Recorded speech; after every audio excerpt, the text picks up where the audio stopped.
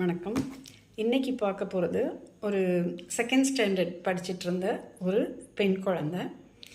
அந்த குழந்தை வந்து ஃபஸ்ட் ஸ்டாண்டர்ட் படிக்கிற வரைக்கும் நல்லா படிச்சுட்டு இருந்தா. செகண்ட் ஸ்டாண்டர்ட் வந்ததும் சரியாகவே வந்து படிக்க மாட்டேங்கிறா. இன்னொன்று நோட் புக்ஸ் எதுவுமே வந்து சரியாக மெயின்டைன் பண்ணல. ஸோ ஸ்டாஃப் சரியாகவே கவனிக்கிறதில்ல. அதனால் வந்து நான் டிசி வாங்க போகிறேன்னா அவங்க அப்பா வந்து சொல்கிறாரு, மேம் கொஞ்சம் வாங்க அப்படின்னாங்க. சரின்னு போய் அவங்க அப்பாட்ட வந்து பேசினேன். அவர் மனசில் இருக்கிறது எல்லாத்தையுமே வந்து முதல்ல வந்து கொட்ட விட்டுட்டேன். ஏன்னா அதிலிருந்து என்ன பிரச்சனை அப்படிங்கிறது நமக்கு சில க்ளூஸ் கிடைக்கும். ஸோ அதுபடி பார்த்தா என்ன அப்படின்னா வந்து அந்த குழந்தை வந்து குழந்தை, ரெண்டாவது ஒரு குழந்தை வந்து அவங்க வீட்டில் வந்து பிறந்திருக்கு. அப்போ அவங்க அப்பாட்ட கேட்டேன், நீங்கள் வந்து அவன் மேலே கொடுக்குற அட்டென்ஷன் எதுவும் குறையுதா ரெண்டாவது குழந்தை வந்தோன்னே அப்படின்னு. அப்போ அவங்க அப்பா சொன்னார், அப்படிலாம் இல்லை மேடம், நாங்கள் வந்து அவளை ரொம்ப நல்லா பார்த்துக்குறோம் அப்படின்னாரு. சரின்னு அவளோட புக்ஸு எல்லாமே வாங்கி பார்த்தப்போ பார்த்திங்கன்னா நோட் புக்ஸ்லாம் பார்த்திங்க அப்படின்னா எதுவுமே வந்து சரியாக வந்து எழுதலை. எல்லாமே இன்கம்ப்ளீட் ஒர்க்ஸு, ஹோம் ஒர்க் கூட சரியாக பண்ணலை. ஸோ வருஷத்துக்கும் ரெண்டாவது வருஷத்துக்கும் கம்பேர் பண்ணும்போது பார்த்திங்க அப்படின்னா நிறைய டிஃப்ரென்ஸ் வந்து இருந்தது. ஸோ நான் வந்து சரி அந்த குழந்தைய கூப்பிட்டு பேசலாம் அப்படின்னு சொல்லிவிட்டு அவளை வர சொன்னேன். வரும்போது பார்த்திங்க அப்படின்னா அந்த குழந்தைய நானே வந்து பார்த்துருக்கேன். அங்கேருந்து ஸ்கூல்லேருந்து அவள் வந்து என்னென்னா அந்த மெஸ்ஸில் வந்து சாப்பிட போகும்போது பார்த்திங்கன்னா முகம் ரொம்ப அப்படி பாவமாக இருக்கும்.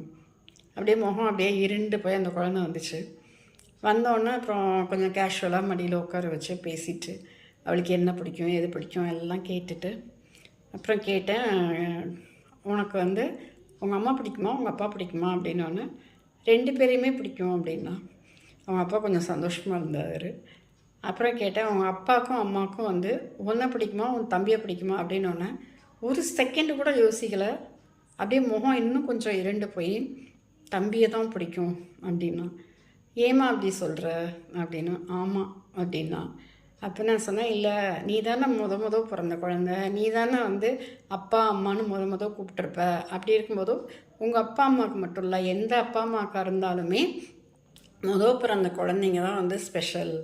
ஸோ அவங்க தான் அப்பா அம்மான்னு கூப்பிட்றதுனால எந்த அப்பா அம்மாவுக்கும் வந்து பிறந்த குழந்தைங்க தான் ஸ்பெஷல். அந்த குழந்தைங்களுக்கு வந்து கம்பெனிக்கு வேணும்னு தான் இன்னொரு குழந்தைங்கள வந்து பெற்றுக்கிறாங்க. அதனால் உனக்காக தான் உங்கள் அப்பா அம்மாவும் இந்த குழந்தைய பெற்றிருக்காங்க. அதே மாதிரி கடவுளும் உனக்கு வந்து ஒரு தம்பி பாப்பா வேணும் அப்படின்னு தான் உனக்கு விளையாடுறதுக்காக உனக்கு கம்பெனிக்காக தான் வந்து ஒரு குழந்தைய வந்து கொடுத்துருக்காரு. ஸோ நீ தானே வந்து அக்காவாக அந்த தம்பி பாப்பாவை பார்த்துக்கணும் அப்படின்னோன்னா அவளுக்கு அப்படியே முகம்லாம் அப்படியே சிரிப்பு. அந்த சிரிப்பை பார்த்தோன்னு தான் எனக்கு ரொம்ப சந்தோஷமாக இருந்தது. ஸோ சரி இனிமேல் நீ வந்து தம்பி பாப்பாவை பார்த்துக்குவியா அப்படின்னு. இப்போ சொல்ல அப்பா அம்மாவுக்கு யாரை பிடிக்கும் அப்படின்னோன்னா என்னையும் பிடிக்கும் என் தம்பியும் பிடிக்கும் அப்படின்னா. இதுதாங்க குழந்தைங்களோட உலகம். ஸோ அது கரெக்டாக சொல்லி பக்குவமாக புரிய வச்சோம் அப்படின்னா வந்து எவ்வளோ அழகாக புரிஞ்சுக்கிறாங்க பார்த்திங்களா. பெரியவங்களுக்கு கூட சில சமயம் அந்த பக்குவம் வந்து இருக்கிறது கிடையாது, ஆனால் குழந்தைங்கக்கிட்ட வந்து இருக்குது. ஸோ நம்ம பெரியவங்களா பக்குவப்பட்டவங்களா என்ன பண்ணணும்னா, ரெண்டாவது ஒரு குழந்தை பிறந்திருக்கு அப்படின்னா அந்த வீட்டுக்கு நீங்கள் போகிறீங்க அப்படின்னா தயவுசெய்து பெரிய குழந்தைங்கள முதல்ல கூப்பிட்டு கொஞ்சிட்டு அவங்க கூட கொஞ்சம் டைம் ஸ்பெண்ட் பண்ணிவிட்டு அப்புறம் வந்து நீங்கள் பிறந்த குழந்தைய அந்த குழந்தைங்கிட்ட சொல்லிவிட்டு தம்பி பாப்பாவை தூக்கலாமா தங்கச்சி பாப்பாவை தூக்கலாமா அப்படின்னு கேட்டுட்டு அவங்களோட தம்பி தங்கச்சி அப்படிங்கிற அந்த உணர்வை வந்து அவங்களுக்குள்ளே வந்து முதல்ல ரெஜிஸ்டர் பண்ணுங்க. ஸோ அப்போ தான் அந்த குழந்தைங்களுக்கு வந்து இன்செக்யூர்டாக ஃபீல் பண்ணாங்க. ஸோ இது வந்து அப்பா அம்மாவோட கடமை மட்டும் இல்லை, நம்மளோட கடமையும் கூட. அந்த குழந்தைங்க எந்த விதத்துலையும் ஹர்ட் ஆகிடக்கூடாது. ஸோ இனிமேல் நீங்கள் போய் பார்க்க போகிறப்போ அந்த குழந்தைங்க வந்து குழந்தைங்க இருக்கிற வீடாக இருந்தது அப்படின்னா அவங்கள வந்து நீங்களும் கேர் எடுத்து பார்த்துப்பீங்கன்னு நம்புகிறேன். நன்றி, வணக்கம்.